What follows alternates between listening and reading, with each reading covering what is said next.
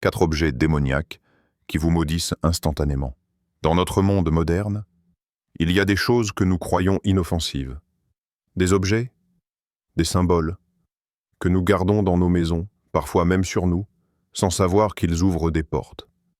Des portes invisibles, mais bien réelles. As-tu déjà ressenti un poids soudain dans ton esprit? Un sommeil troublé? Des tensions inexpliquées dans ton foyer? Et si certaines de ces oppressions avaient une source spirituelle dissimulée dans ton quotidien? Écoutons ce que dit la parole de Dieu. Mon peuple périt, faute de connaissance. Osée 4:6. Aujourd'hui, dans la lumière de Dieu, nous allons dévoiler les objets démoniaques qui, s'ils sont tolérés, peuvent ouvrir la voie à la malédiction. Mais surtout, nous découvrirons comment s'en libérer et marcher à nouveau dans la paix, la lumière et la présence de Dieu. 1. Les statues d'idoles ou divinités étrangères. Il y a des objets qui ne font pas de bruit, mais qui parlent. Silencieux, posés sur une étagère, sur une cheminée ou dans un coin discret du salon. Ils observent, imposent leur présence, non par des gestes, mais par une atmosphère. Une empreinte spirituelle. On les appelle art, souvenirs, témoignages culturels. Mais dans le monde invisible, ces objets ont un poids. Un poids qui ne se mesure pas avec les mains, mais avec l'âme. Tu l'as peut-être acheté dans un marché lointain, en voyage. Une statue de Bouddha, paisible, apaisante peut-être. Ou ce masque tribal, mystérieux, sculpté à la main. Ou encore cette divinité hindoue à multiples bras, brillante de 1000 couleurs. Elle semblait belle, exotique, intrigante. Mais écoute, tu n'auras pas d'autre Dieu devant ma face. Tu ne te feras point d'image taillée, ni aucune représentation. Exode 23:4. Ce commandement n'est pas dépassé. Il n'est pas symbolique. Il est spirituellement vivant. Il parle à nos maisons, à nos cœurs, à nos objets. Car Dieu est un Dieu jaloux. Pas jaloux comme l'homme, non.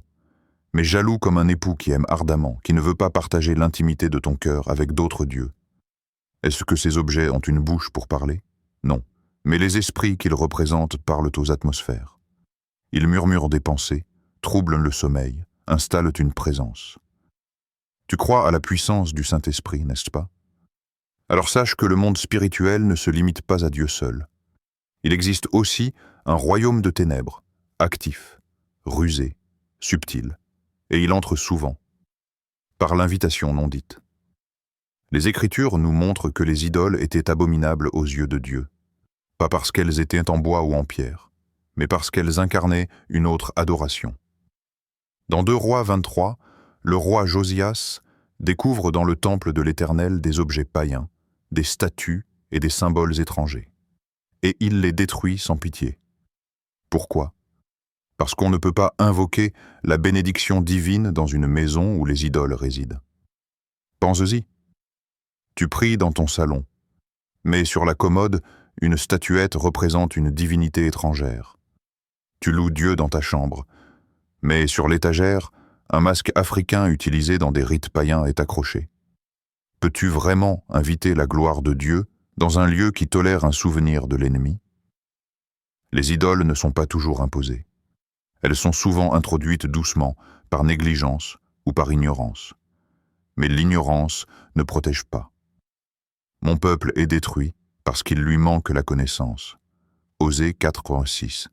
Regarde autour de toi, dans ton salon, dans ta chambre, dans ta bibliothèque, dans ton cœur aussi.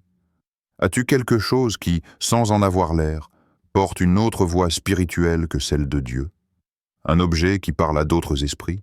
Un symbole qui glorifie une autre croyance que celle du Dieu vivant? Le problème, ce n'est pas l'objet. C'est l'alliance qu'il représente. Et ce que cette alliance autorise dans ta maison. Car ce que tu honores, tu invites. Et ce que tu tolères, te transforme. Tu diras peut-être, mais ce n'est qu'une décoration. Je n'y crois même pas. Mais en dis-tu autant des croix ou des versets affichés? Tu les gardes bien parce qu'ils symbolisent quelque chose pour toi, non? Alors pourquoi les autres symboles, eux, n'auraient-ils pas de poids spirituel? N'oublie jamais.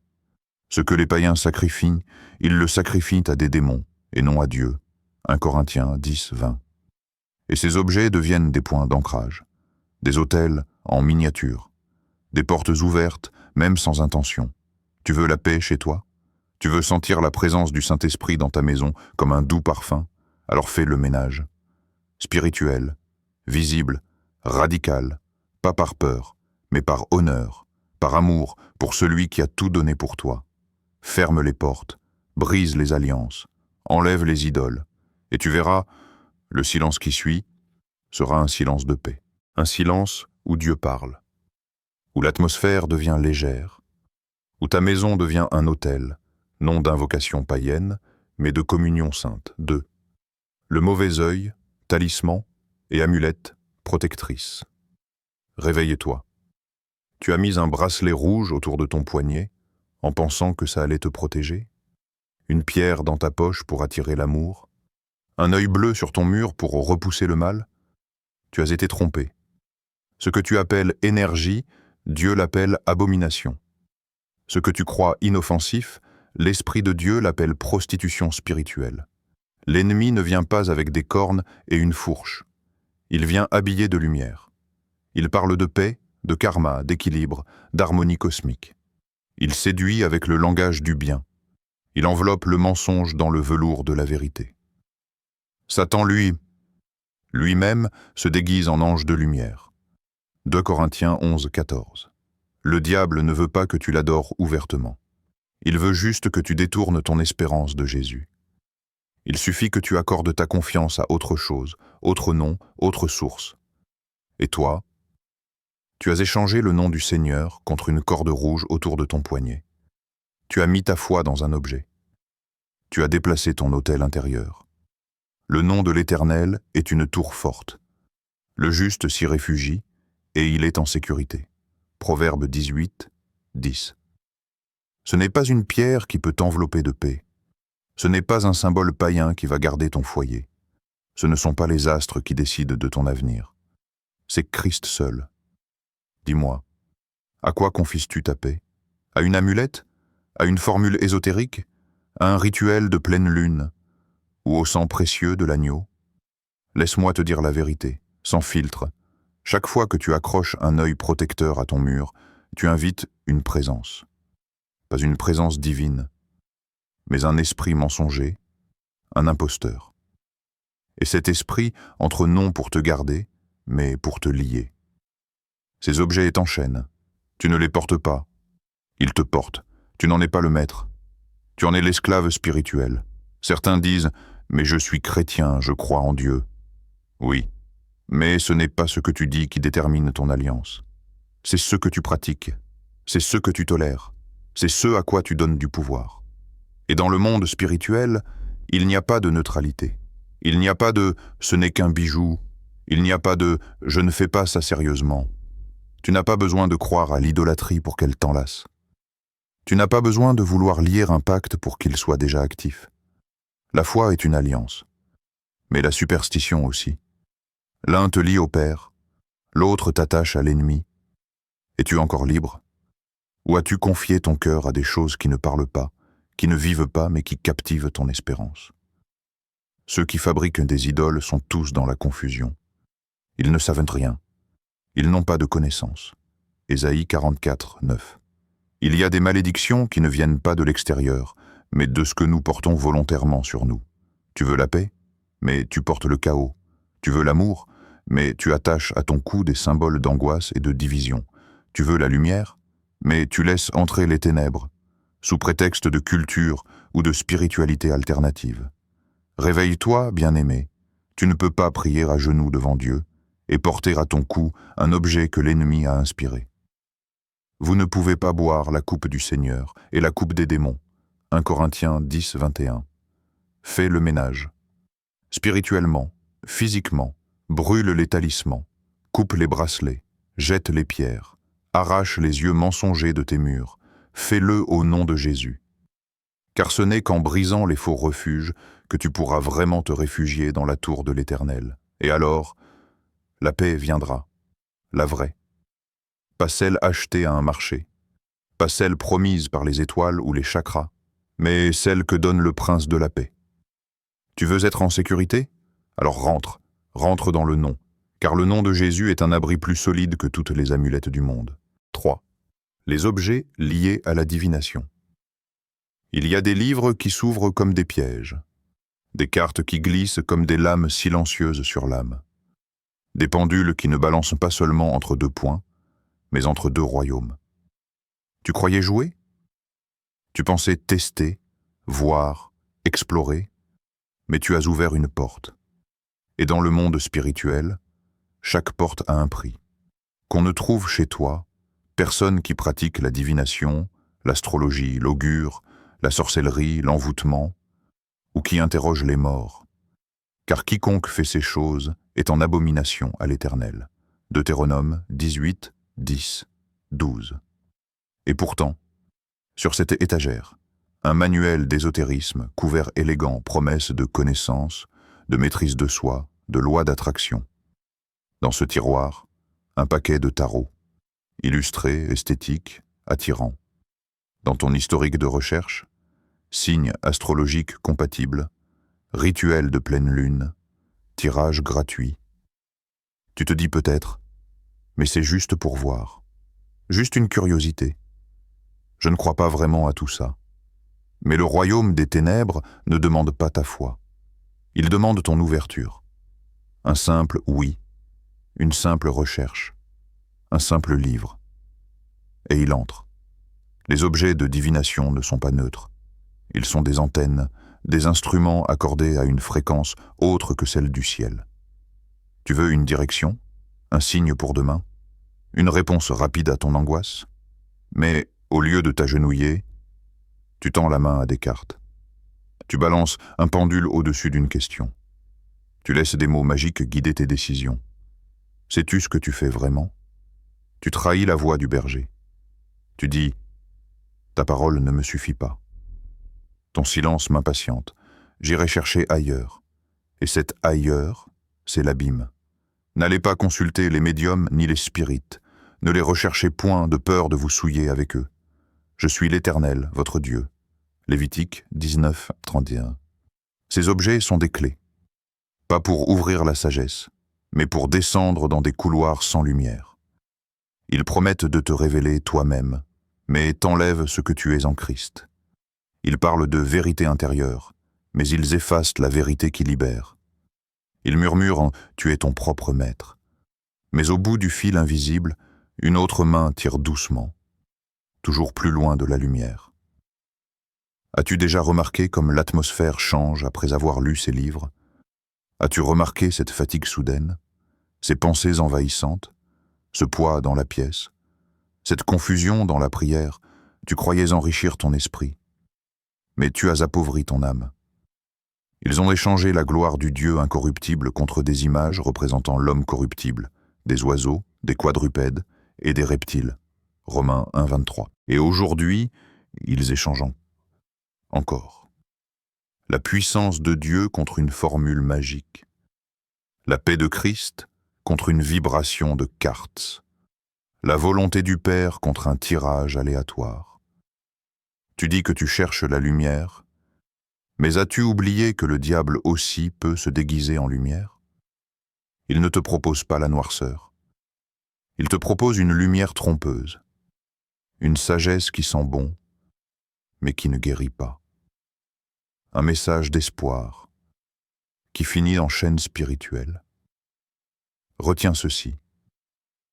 Chaque fois que tu tournes une carte, chaque fois que tu fais appel à un pouvoir autre que le Saint-Esprit, chaque fois que tu lis des paroles de vérité universelle sans racine en Dieu, tu fais une offrande.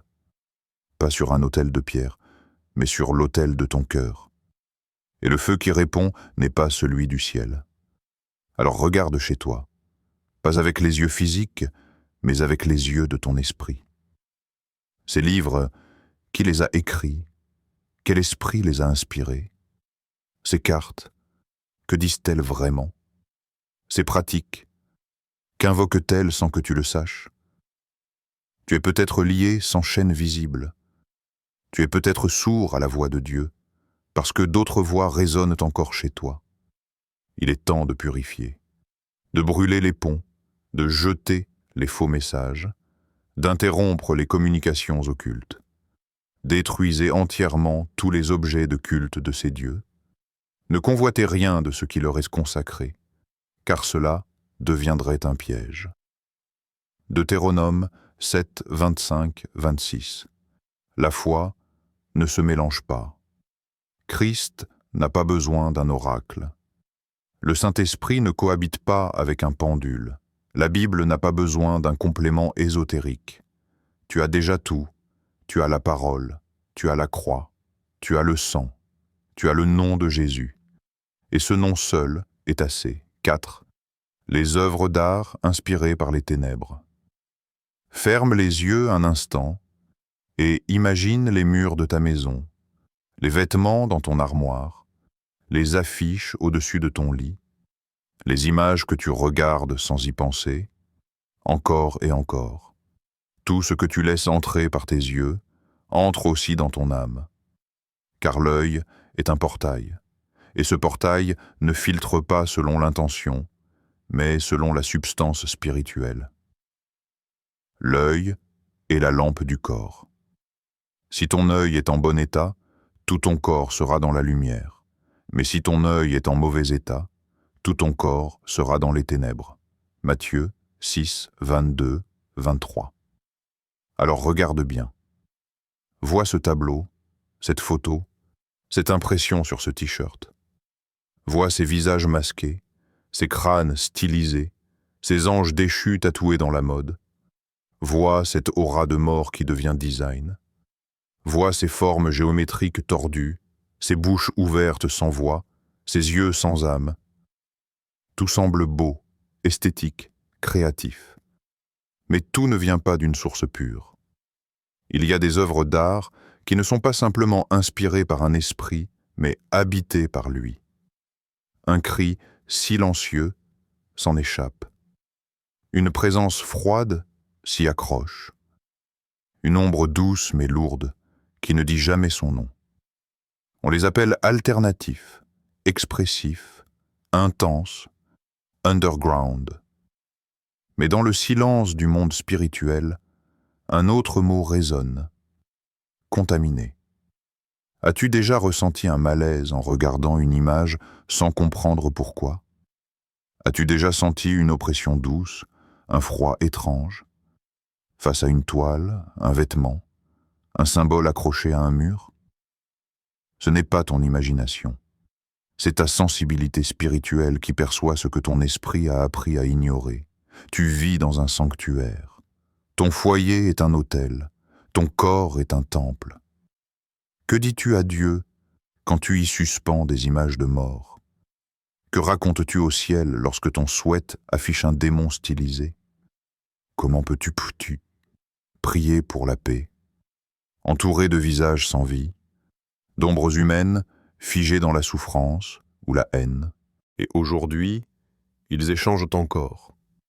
La puissance de Dieu contre une formule magique, la paix de Christ contre une vibration de cartes, la volonté du Père contre un tirage aléatoire. Tu dis que tu cherches la lumière, mais as-tu oublié que le diable aussi peut se déguiser en lumière? Il ne te propose pas la noirceur, il te propose une lumière trompeuse, une sagesse qui sent bon, mais qui ne guérit pas, un message d'espoir, qui finit en chaîne spirituelle. Retiens ceci. Chaque fois que tu tournes une carte, chaque fois que tu fais appel à un pouvoir autre que le Saint-Esprit, chaque fois que tu lis des paroles de vérité universelle sans racine en Dieu, tu fais une offrande, pas sur un autel de pierre, mais sur l'autel de ton cœur. Et le feu qui répond n'est pas celui du ciel. Alors regarde chez toi, pas avec les yeux physiques, mais avec les yeux de ton esprit. Ces livres, qui les a écrits? Quel esprit les a inspirés? Ces cartes, que disent-elles vraiment? Ces pratiques, qu'invoquent-elles sans que tu le saches? Tu es peut-être lié sans chaîne visible. Tu es peut-être sourd à la voix de Dieu. parce que d'autres voix résonnent encore chez toi. Il est temps de purifier, de brûler les ponts, de jeter les faux messages, d'interrompre les communications occultes. Détruisez entièrement tous les objets de culte de ces dieux. Ne convoitez rien de ce qui leur est consacré, car cela deviendrait un piège. Deutéronome 7, 25, 26. La foi ne se mélange pas. Christ n'a pas besoin d'un oracle. Le Saint-Esprit ne cohabite pas avec un pendule. La Bible n'a pas besoin d'un complément ésotérique. Tu as déjà tout. Tu as la parole, tu as la croix, tu as le sang, tu as le nom de Jésus. Et ce nom seul est assez. 4. Les œuvres d'art inspirées par les ténèbres. Ferme les yeux un instant et imagine les murs de ta maison, les vêtements dans ton armoire, les affiches au-dessus de ton lit, les images que tu regardes sans y penser, encore et encore. Tout ce que tu laisses entrer par tes yeux entre aussi dans ton âme, car l'œil est un portail. Et ce portail ne filtre pas selon l'intention, mais selon la substance spirituelle. L'œil est la lampe du corps. Si ton œil est en bon état, tout ton corps sera dans la lumière. Mais si ton œil est en mauvais état, tout ton corps sera dans les ténèbres. Matthieu 6, 22, 23. Alors regarde bien. Vois ce tableau, cette photo, cette impression sur ce t-shirt. Vois ces visages masqués, ces crânes stylisés, ces anges déchus tatoués dans la mode. Vois cette aura de mort qui devient design. Vois ces formes géométriques tordues, ces bouches ouvertes sans voix, ces yeux sans âme. Tout semble beau, esthétique, créatif. Mais tout ne vient pas d'une source pure. Il y a des œuvres d'art qui ne sont pas simplement inspirées par un esprit, mais habitées par lui. Un cri silencieux s'en échappe. Une présence froide s'y accroche.